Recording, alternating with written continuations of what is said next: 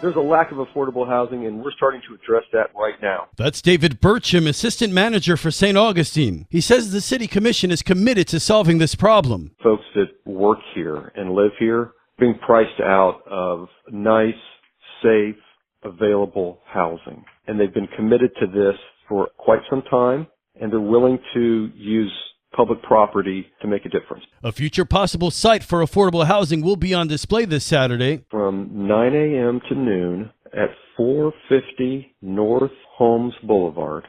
Open site visit so the public can come out and just walk our property. This is a property that our commission is interested in developing as affordable housing. It's a beautiful piece of property, and so we're going to open up the gate this weekend on Saturday mornings. Anybody can come out and check it out. A design workshop is also being held Monday from 1 to 5 in the Alcazar Room in City Hall. An interactive design workshop where they have different tables and stations, and you go from one station to the next, and you brainstorm things, and they have moderators that ask you questions, and it all leads to a conceptual design and a project. And the focus of the project is affordable housing on 450 North Holmes Boulevard. Both events are open to the public. Anyone interested in seeing the results of just Monday's brainstorming session should show up in the Alcazar Room from 4 to 5 p.m.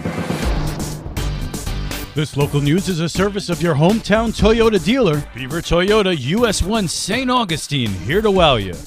Need a passport but your schedule makes it tough? Liz Ryan has a solution. I spoke to Ashanti Austin, Chief of Administration at the St. Johns County Clerk's Office. She says Passport Saturday was a big hit last year, so they're bringing it back. We are very much looking forward to hosting Passport Saturday this year on April 1st. It's going to be from 8:30 to 2:30. And the reason we want to offer this event to residents is because we recognize the challenges of being a working adult and being a parent to coordinate schedules for a passport due to both parents having to appear for a minor child to have a passport. So we hope this event makes the process convenient for residents to obtain a passport. Is an appointment necessary? No, it is walk-in. We're going to do everything possible to make the wait as short as possible, but there are no appointments available. It's all on a walk-in basis. Don't forget your paperwork. There's a lot of documents that you have to include and separate payments for Department of State and the clerk's office. So I would encourage everyone to call our office if you have any questions. But what about the good old passport photo? Well, they'll be available for just over $10, or you may use your own photo if it meets U.S. Department of State's guidelines. Keep in mind, the current processing times for routine passports is about 8 to 11 weeks, and expedited services between 5 and 7 weeks. Passport Saturday is happening at the Watson Judicial Center, April 1st. That's on Lewis Speedway. For St. Augustine's Local Morning News, I'm Liz Ryan.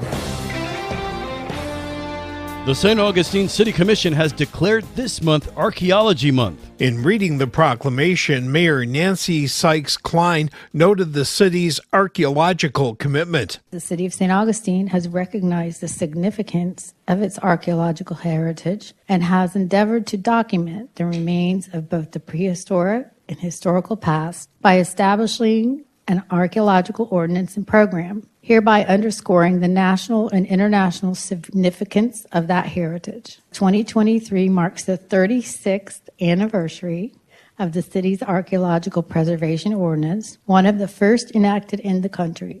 Through its implementation, has gained immeasurable knowledge about our community's past and of those missing or underrepresented in the historical record. City archaeologist Dr. Andrea White delivered remarks at the City Commissioners meeting.